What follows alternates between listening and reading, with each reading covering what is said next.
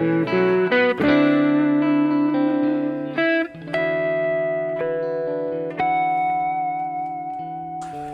folks, it's Nick Granville. Welcome to Guitar Daily. So I posted this video yesterday about a guitar amp's dead, about this discussion that seems to be going around at the moment. And it's been interesting actually. John Cordy made a video sort of response to my one, which cheers John if you see this, appreciate that.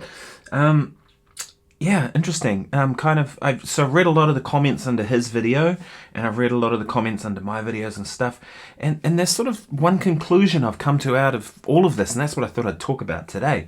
The conclusion I've come to is I don't think modelers are necessarily the issue for a lot of people. It's the silent stage thing, right? Silent stages suck. I hate playing on a silent stage.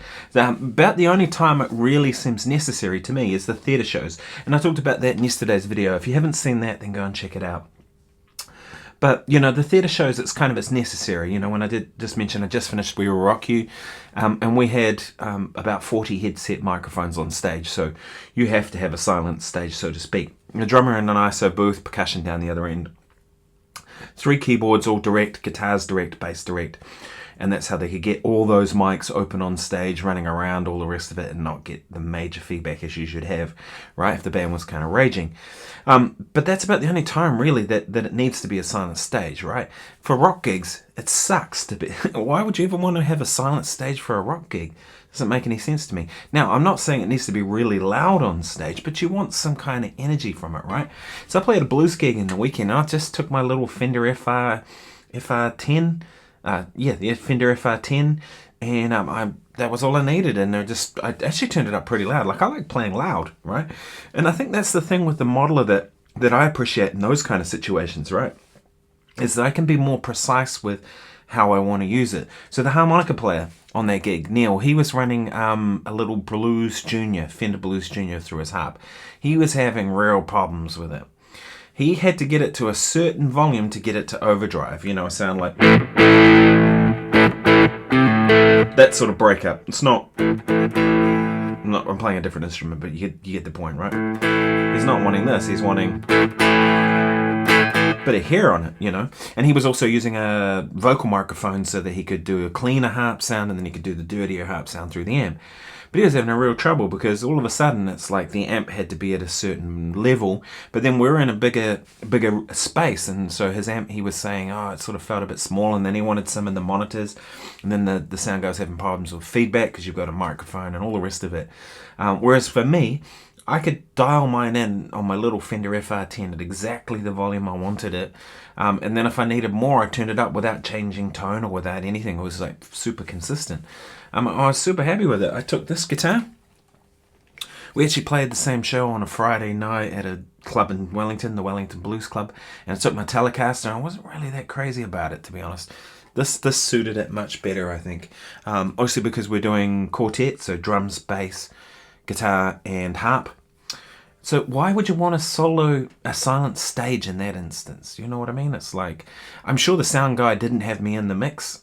Although a couple of times I played and I sort of felt like I could hear it in the room quite a bit, but that could have been the echoes off the wall. But he might have had a little bleed of me in there, but he probably had vocals, maybe a little bit of kick drum. That's probably about all he needed, right? In that sort of lively space.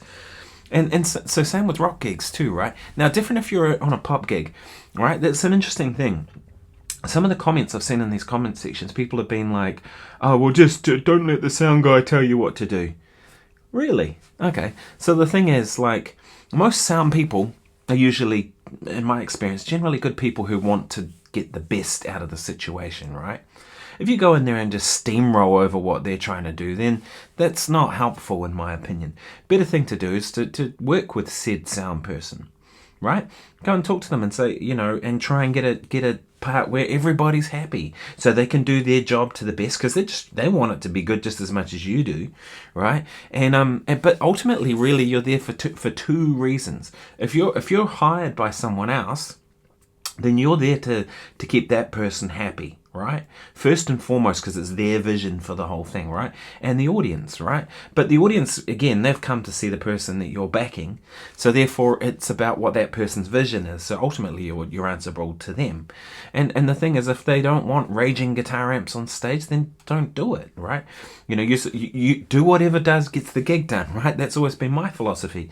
But you know, it's interesting too. Like if people go, well, I'm just going to do whatever I want, and you soon find that the people with that kind of attitude, they don't last very long in the music business, right? People go, well, that guy's difficult, I'm not going to book him again, right? Or her. And then, although, let's be honest, the people making those kind of comments were dudes. But people will just go, well, screw that, right? Now, I play loud. I like playing loud, right? It's like, and there's times, like that gig was a blues gig, so we were giving it a bit, you know? But I had control over it was the difference, and that's kind of why I went with the modeler. But I don't get why people would want a silent stage on any kind of gig other than a theatre gig. It just doesn't make any sense to me. You know, even like a bit on the bigger stages I do, like when we play the Waterfront here with the orchestra, or the sports awards or those sort of things, where, you know, big stages, big rooms, or outdoor big, you know, the New Year's Eve gig I do every year with the orchestra, and there's about 20,000 people turn up. You know, it's a big gig. So I'm running in-ears, but I'm also running an amp. Last year they had a Fender Hot Rod DeVille, so I just came out of my modeler and went into the effects return. So I'm still using the amp, speakers, because at the end of the day too, is like, if I'm not running some kind of speaker system, what is the band playing who aren't on in-ears, right? Like the string players aren't playing on ears. None of them were. They were just playing to the conductor and the drums and everything, right? So therefore, they've got to have some sound. Now, I was respectful. I pointed it towards me. I kept the level kind of down as much as I could. And even then, the conductor kept saying, turn it up more, turn it up more. But I had my in-ears as well, because the thing, too, with those bigger stages is if you're moving around, things are sounding different. I want it to be consistent, right? So I think there's this outlook that, you know, modelers are sort of the death of music, or this kind of attitude. I just see them as another tool, right? And there's this notion that I saw in a bunch of the comments that, oh, I can't play with a modeler because I can't get my sound. If you're as good as you think you are, right? If you're as good as you think you are, you should be able to play with any gear. I should be able to give you this guitar and my Fractal, and you should be able to still make music if you're actually as good as you think you are. If you're not, then it's not the gear to blame, right? It's you. That's the way I see it, right? The gear is a tool. I remember Bruce Forman, my good friend, one of the greatest jazz guitar players in the world, period. Like, Bruce is the man. If you don't know him, go and check out Bruce Forman, right? And Bruce, one time he used my Telecaster, and he just sounded killer.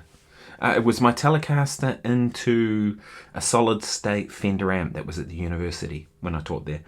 And he sounded killer, like absolutely killer. It was one of the best just jazz guitar sounds I've ever heard. And you think that's like about as foreign as it could get from what Bruce normally does, but he made it work because he can play. Right? Now, don't get me wrong. If if everything's sounding good, it makes my job easier, no question. And it is hard to play if I have got a sound that's unappealing. But it's not going to stop me from playing, right? I just get on with it and I just try and do the thing. And so this idea that people say they can't play without, you know, their amp a certain way or everything perfect, it's like, I don't know, that's kind of a bizarre one that I saw in a few of the comments. There was some interesting comments that some people said, oh, well, you know, modelers just don't sound particularly good. I think at this point, they're now at the point where they sound really good and for most part indistinguishable.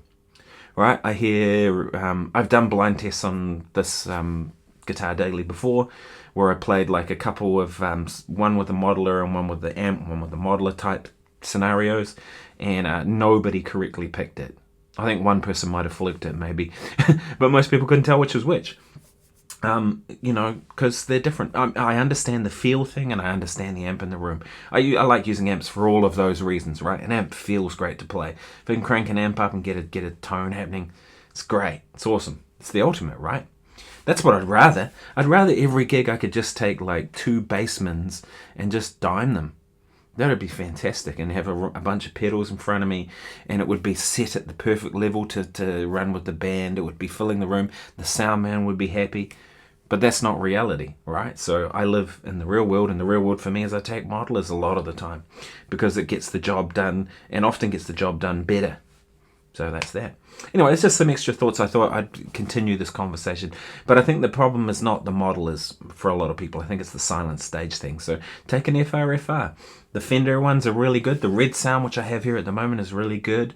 The head rushes for the price are really good. They sound great, and they're, I don't like the form factor, but they actually sound pretty decent. And just, dial it in until you get it working. Or don't. If you want to use amps, use amps. There's no rules. You can do whatever you like. That's the beautiful thing about music. And the thing is, what works for one person might not work for you and might not work for someone else. Great. We're all different. We're not all meant to be the same anyway, so just do whatever works. Anyway, hope you have a great day. Thanks so much for watching. Cheers.